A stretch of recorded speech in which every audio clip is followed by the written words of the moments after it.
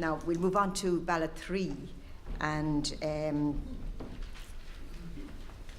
so as I've just announced, in ballot 2, the members of the Assembly voted by a majority that Article 40.3.3 should be replaced or amended.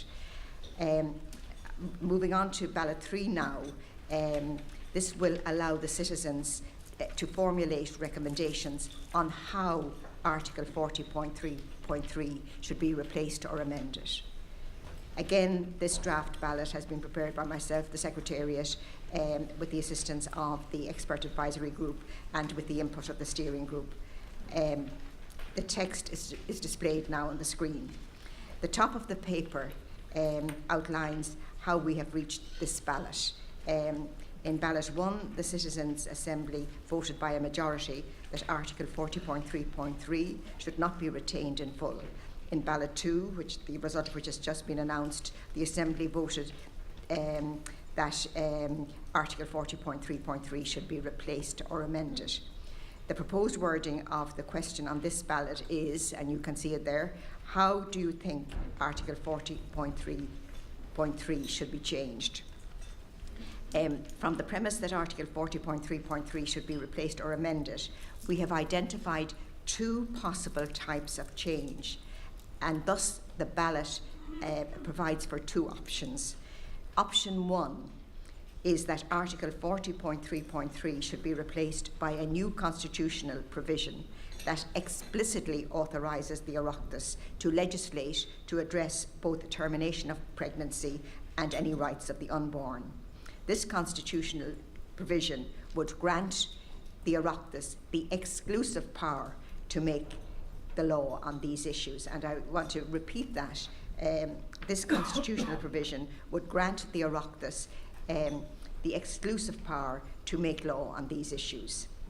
In other words, the constitutional amendment here would serve to clarify that it is the will of the people that the Oireachtas has full control over these matters.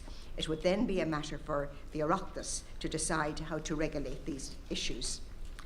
Going on to option 2.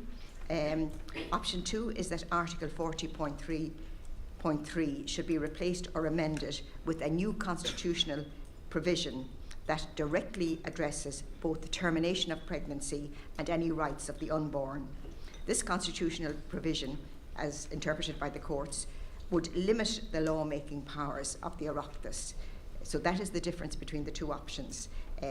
The first option is that the Oireachtas has exclusive power to make law. The option 2 is that the provision would be in the Constitution. It would be a constitutional provision, and it would limit the lawmaking power of the Oireachtas. This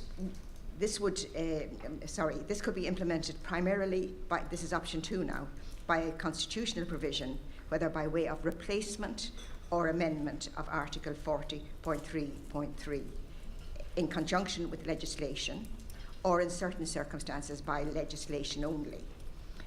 You will also see there is a third voting option, as there was on the last ballot, that can be selected. Prefer not to state an opinion. Once again, this is included on the ballot paper to accommodate members who may not wish to express a view on how change should be effected. Now, in relation to the presentation of the results, I just want to again briefly refer to that. A sample result sheet is now on the screen. Once again, it will specify the number of citizens eligible to vote and the number of citizens who voted. The results will provide details of the number of votes cast in respect of option 1, option 2, and the third voting option, prefer not to state an option. However, I should be prefer not to state an opinion. Sorry about that.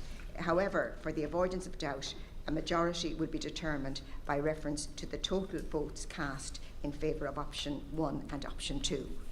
Now, the next steps basically are that we will go into private session to allow the members to discuss the draft ballot amongst themselves, and they'll do the discussion in round table format, and we will resume at my timings.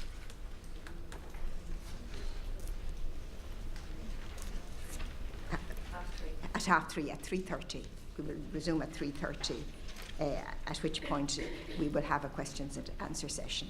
Thank you very much.